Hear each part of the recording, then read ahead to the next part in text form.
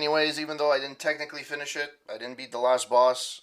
I'm gonna try and beat him, maybe off stream. But like normally, when I finish a game, technically I didn't, but when I finish a game, I like to review it off the cuff. And here's gonna be my mini review, CG mini review of Perfect Dark. So the game came out in 2000, I believe, and it, a lot of fans have a lot of passion for this game. And the reason why I wanted to play it is because a lot of fans were really going gaga over the new teaser trailer, for a potential new game. And I was like, what's all the. I had played a few levels back in the day, wasn't really impressed, but hey, that was years ago, right? So here we go. I have it on Rare Replay, which is actually on Game Pass. I I had actually bought it before Game Pass, so I had it in my library. So I decided to give it a whirl. So this is, I believe, a remaster, or at least there's a graphical upgrade to the original, obviously, because this got released originally on the N64. In terms of the game itself, so I'm going to review this based on the solo missions, not on the multiplayer or anything else. It's the solo missions, basically. That's all I'm going to be going for. So for the solo missions, the graphics are pretty good. I mean, they hold up pretty well. And the way that I would describe it, and I've described this during my streams, the levels feel. I didn't say that they are, but they kind of feel and look a bit like Deus Ex on the PC, the original. Uh, the marble flooring that's super shiny. It looks like it's wax. Um, you know, Big rooms, but not a lot of furniture inside, which is fine. I actually enjoyed, especially at the beginning of the game, I enjoyed going into different offices and seeing what was available there and so on and so forth. So, yeah, I kind of I like that part, the aspect of that game of the game really really well. The music, it's okay. I mean, it's good for what it was, or for what it's good for what it is. It's not bad. It's not great. It's in the middle. Obviously, the sound effects are a little bit dated. You know, the when you it's the late '90s, early 2000 games where when you're walking, it sounds like you're walking on metal. No matter who you are, either you're um, you know um, sorry, either you're come on, a am I gonna say it? Holy crap! Uh, I lost my train of thought. Holy crap! I am getting old. I have the memory of a goldfish. Music. Oh yeah, so the year 2000s and stuff like that. It feels like everybody has high heels when they're walking. Either you're male or female. It's like that metal uh, feeling. It's okay, um, but it has that nostalgia feeling on it. The story is actually pretty decent, to be quite honest. I am actually quite surprised at the actual game itself, the story. It's actually really, really good, and I could understand why fans would like this. But in a similar fashion to when I played Mass Effect, the gameplay hasn't aged very well. Um, yes, you have guns that auto aim, and you see it's really the beginning of the era of real first person shooters on console. And I could understand why when people played Halo, it revolutionized the console first person shooter, because these are rough on the it's rough on the edges in terms of gameplay. The guns are cool, everything is good, but I mean the fact that there's no checkpoints really, like the last boss, it wouldn't be that bad if I didn't have to redo the whole level every time. Now the thing is that the levels are not super long. Technically, if you know what you're doing, the last level can take like 10 minutes. But because I don't, it's it took me an hour and a half and I didn't even finish it. So, actually, it took me 2 hours. And I didn't even beat the final boss. Um, but having said that, I think I understand why fans have a nostalgia for this. I could understand on the N64 why this would have been really cool. Obviously, it wouldn't have been as nice graphically as it was on the Xbox 360 because it was an upgraded version. But I could understand why people would have liked this. The one thing I have to fault the game, which improved with the years, and it gives me an appreciation for games that are made today. The level design is a little bit left to be desired. Some levels you don't really, it's not super clear. Now there's aspects of it where it's my fault. I didn't read the synopsis properly, and it would have told me what to do. But there's other times where it actually tells you what to do, but it's not clear where you're supposed to go, and there's no map. There's some levels where I got lost in the map. There's a random door that I missed or whatever, and it's weird. So I kind of, from a level design perspective, I think even back then I would have been frustrated to play the game.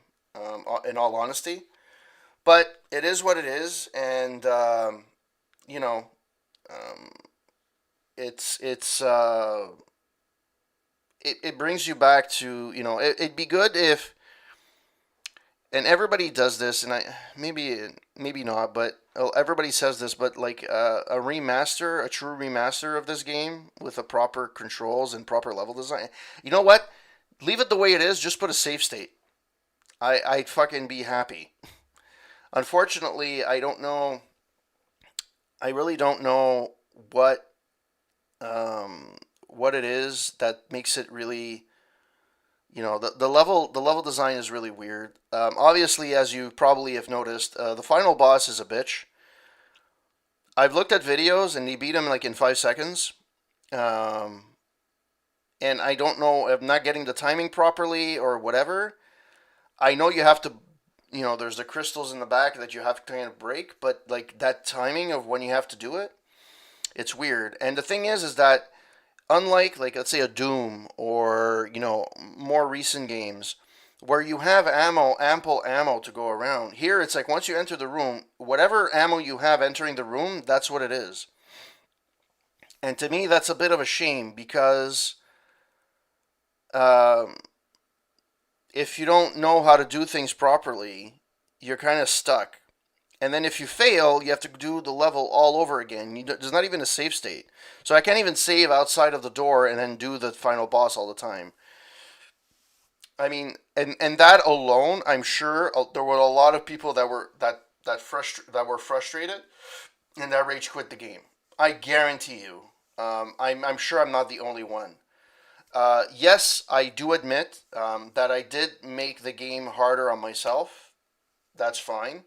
But keep in mind, this is the first time I was playing it. I was playing it blind. I had never played it before, or I had played like one level like 20 years ago. But I didn't remember anything about the game. I hadn't watched anybody play it. So I was going in blind, and I have to admit that some parts were tough. Now, if you know what you're doing, the game can take 5 hours, 6 hours max. If you know what you're doing. If you don't know what you're doing and you get stuck somewhere, yeah, that could be like easily double or triple. Just because it's the way the game is done, and it's not always. And I got lucky because I had Stimp that was actually able to give me a little hints here and there. But in general, it doesn't give you a lot of. It doesn't handhold you, and a lot of times it tells you something, and I wasn't paying attention because I was reading the chat or whatever. It's hard to get that narrative again because it triggers sometimes at the same place, sometimes not, and it's hard to actually know. There was a level in particular where I got freaking stuck. I would have to turn on a switch. I was like, what the fuck? You have to turn on the switch? I couldn't get the first objective, and it was a stupid button that was hidden somewhere that I didn't think it was a button because it looked the same square, green square looked the same as other buttons that weren't accessible. So to me, I didn't think of it of pressing that button. Things like that. Like it's a few things that are a few rough around the edges. In terms of story, I like it. I mean, it was pretty good. I mean, for the time too. Good storytelling, and I feel like modern games can take a bit from this. I feel a lot of modern games go overboard with the cinematics. Obviously, it's not an RPG or anything, but I feel like a lot of games would benefit from less cinematics. And a game that I would compare to that's recent, that's in the like obviously you can't compare side to side, it doesn't make sense, but it's a similar idea is Wolfenstein, right? The reboot where it's a linear story, you go from point A to point B. Yeah, there's side missions here and there, but even here apparently there's side missions which I never did. Um, so there's things where I find where Wolfenstein 2 there was a lot of cinematics. Sometimes I would like for them to cut the cinematics and just go with gameplay. You don't need the cinematics. Not everything needs a freaking cutscene. First person story games I could understand, because Wolfenstein is trying to be an RPG, an action RPG light, because it's kind of an RPG, but it's kind of not. Um, but I would think that it's the precursor. This is a precursor to that, and we've come a long way from this game. So I can compare it from the graphical perspective. I can compare it in terms of gameplay because the controls are different. It's a different era. I'm not playing it, and I can understand why people were have a nostalgia for this game, especially if you grew up with it. Same way as I always have a nostalgia for Police Quest games. I love Police Quest games, but I mean a lot. They're very frustrating games, but for me, I love them because it's a period of time in my life where I love playing them. Having said that, take a step back. I'm not a big. I'm the story is great in terms of game.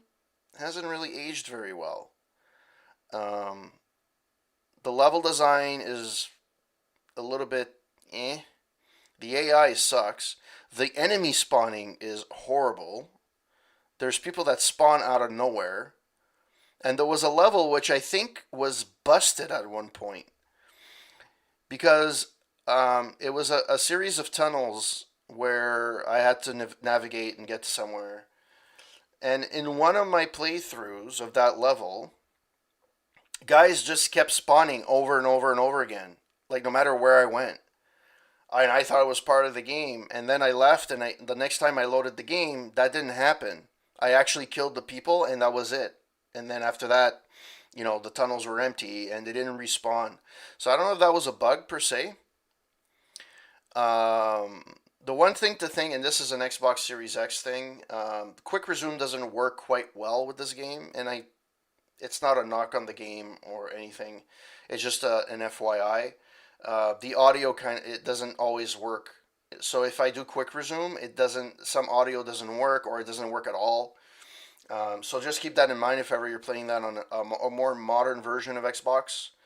Um, I don't know if this would be on the Xbox One if that would be a thing, but I know that on the Series X because quick resume is a Series X thing. So, but that's fine. I didn't expect it. It's a 360 game. I mean, yeah, it's backwards compatible. It's backwards compatible, but so all in all, I think it's a good game. Yeah, exactly. I think it's a good game. I think that the story is great. Obviously, if they do a new Perfect Dark and they use a similar, like they elaborate the story a little bit, and the gameplay is improved, that's gonna be a really good game. And apparently, it's a reboot they're doing. So if that's the case, then maybe they're gonna be using the elements.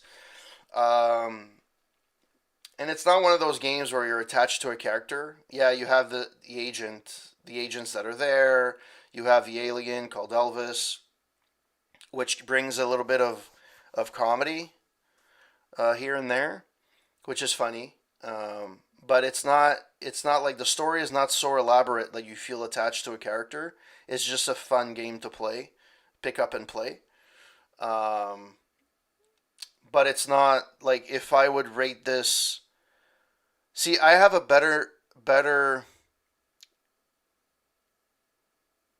I would think 007. I have better memories of 007 than this game. But 007 also had issues as well. GoldenEye had issues as well. So I think I would fit it in the same category only because if you have a big nostalgia feeling for this game, you'll love it. It's the way you remember playing it. Obviously, the controller is different, but it's really good.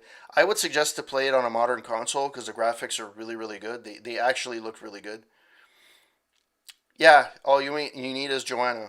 Um, so yeah, I would recommend it to anybody. Actually, it's on Game Pass for console at least. I don't know if it's on PC, but it's on console, and that's cool. That's free. So if you guys want to try it, go right ahead. Now, I was hesitant to see if I would play Perfect Dark Zero, which got released in 2005. And I'm wondering if I should play it or not, or if I should play a longer game, like an RPG. It's weird. I kind of have. I want to play something quick, but I also have an itch for an RPG. Like I'm playing like a Fallout 4 or a Mass Effect 2 or something. So I don't know what I would be playing. So maybe I will be playing Perfect Dark, but to be honest, I've had a lot of issues with not issues, but it's more of like going back to old games is sometimes tough. Um, and Mass Effect was one of them. Perfect Dark is another one. Um, for all it did for the genre back in the day, and you have to respect that, it has not really aged that well. And if you think that, oh, I'm just saying that, I say the same thing about Halo 1. Halo 1 hasn't aged very well. I loved Halo 1 when it came out. I was in love with it. Halo 2 as well. It has not aged well. I didn't play the Legend the remaster, but the original game that I have from the original Xbox is pretty tough. It's pretty rough.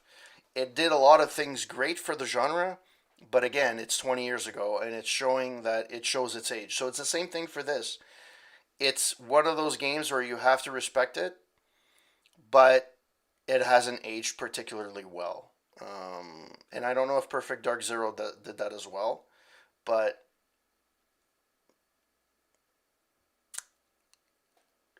I'm not saying that they're one and two. Like, I'm not saying they're not good games. I enjoyed them a lot when I played them, but it's rough around the edges. Like, especially if you're used to playing Halo 4 and 5, like the later games, it's tough.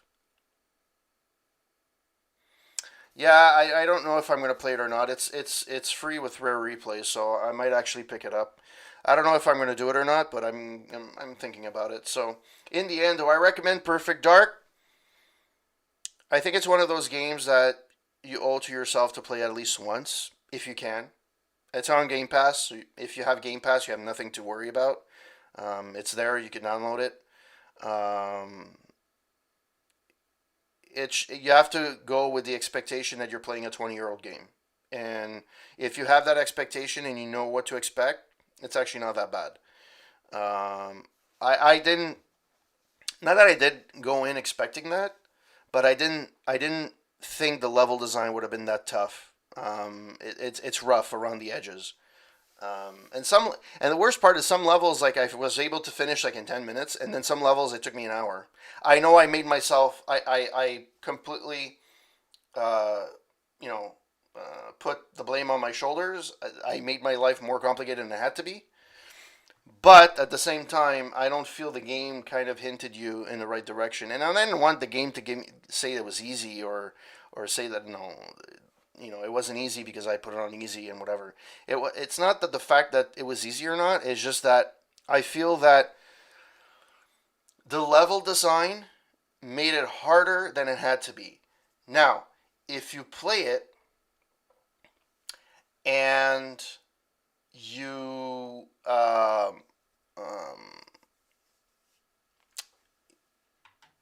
if you play it and you have that replay value after and you play it a second time, it's a lot easier. And the more you play, it's not one of those games where it's going to take you 10 playthroughs to freaking figure it out. One playthrough, you figure it out, and then the second playthrough, you can probably finish the game, like I was saying at the beginning, in about 5 to 6 hours. Easy. Especially if you speedrun. It's really it's not a very long game. The levels are not super.